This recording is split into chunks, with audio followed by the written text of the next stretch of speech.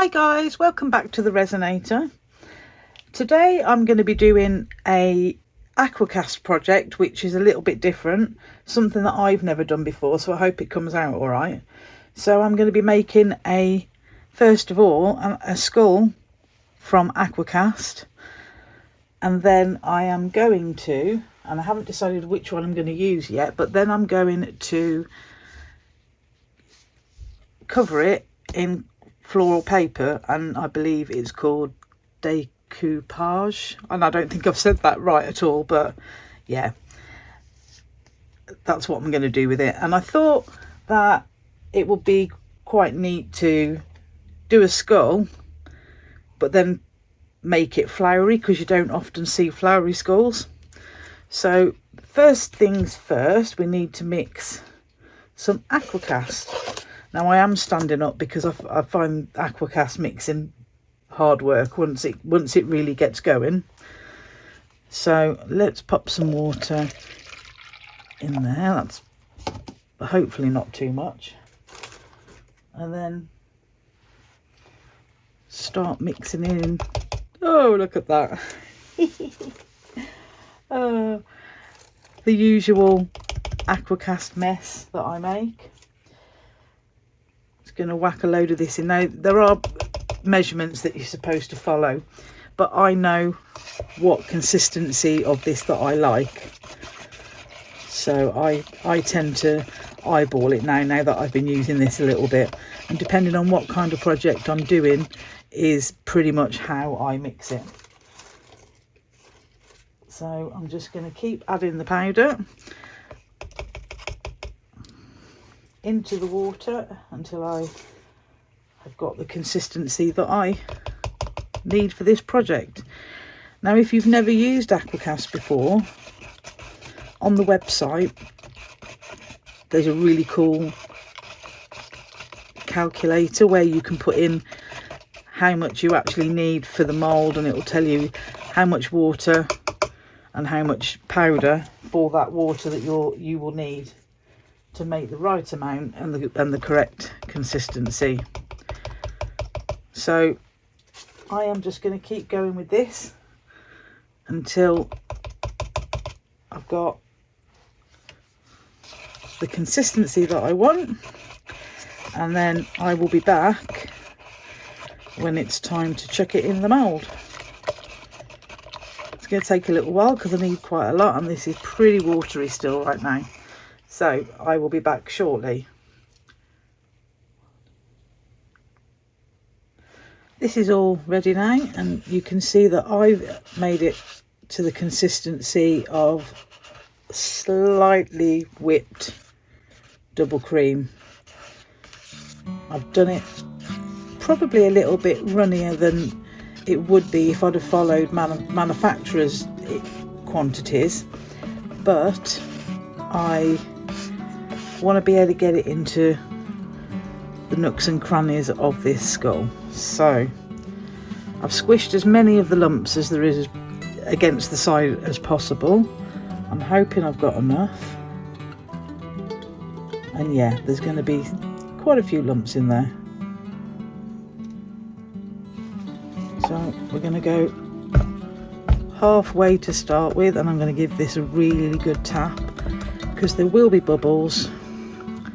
I'm going to pick it up, give it a squidge around the cheekbones, the nose, the eye sockets, just to try and get most of the bubbles out.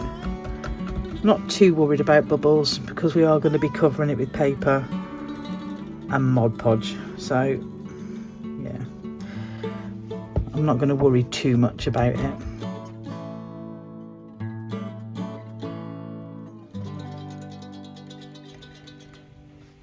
But the cheekbones are usually a bit of a problem area anyway, whether you're using resin or aquacast in one of these moulds.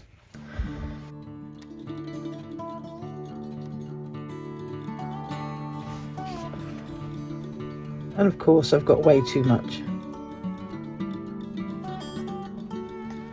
It does start to thicken up pretty quickly.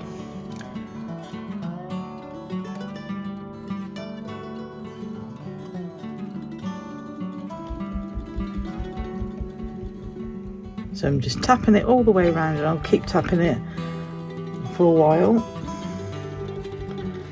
Keep squeezing out these cheekbones and getting as many bubbles out as I possibly can. So there we go.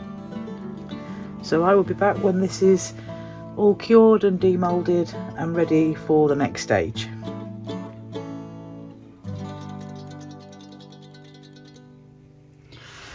So here's my skull, and it's all demolded, and yeah, we've got some bubbles, but I'm not terribly worried about it. So what we're going to do is put a small amount of glue on the skull, and then put this paper on it and glue that down. And we're using Mod Podge gloss. I have no idea if this is going to work. I've got a feeling it's just going to be a disaster, but let's see. So I think we only need quite a thin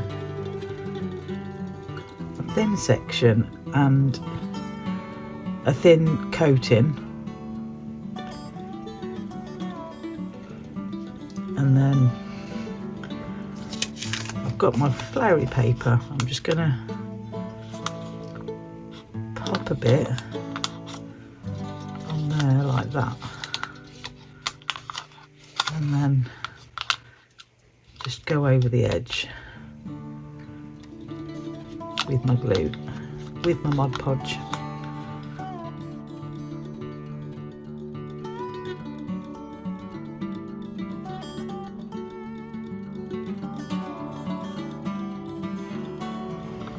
Trying not to wrinkle it.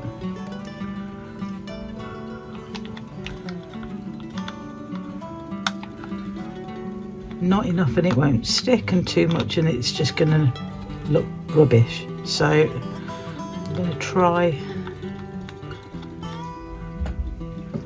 and be careful with it.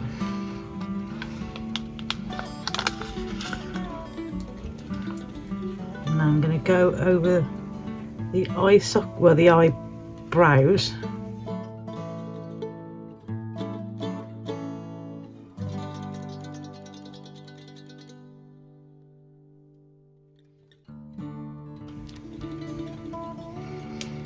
And be gentle because I just ripped that paper.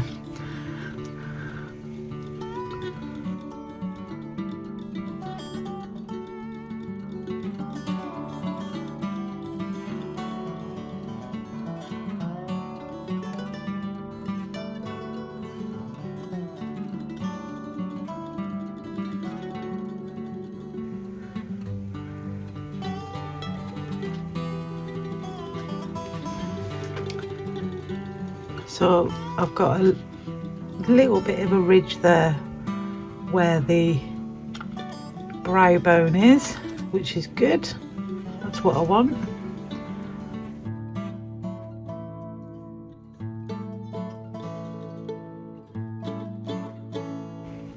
And I'm just working my way round until got the whole of this piece stuck down.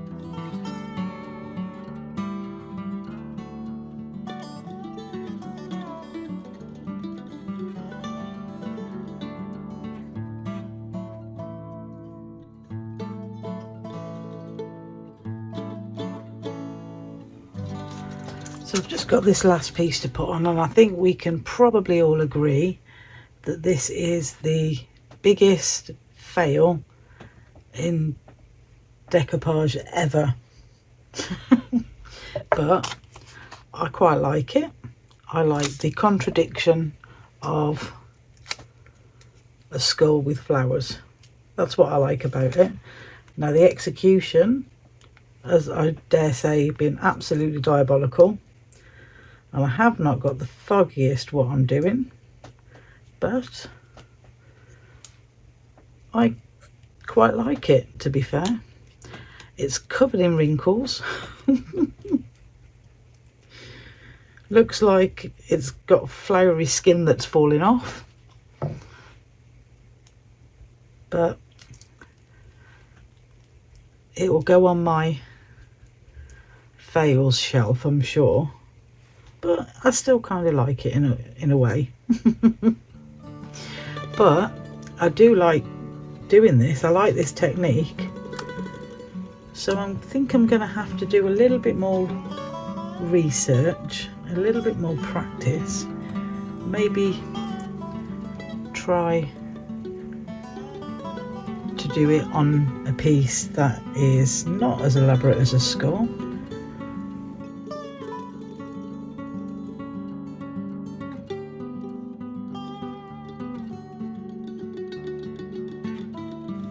So for now, I'm just going to give this a coat of this gloss Mod Podge, and then I will bring it back and show you the finished monstrosity.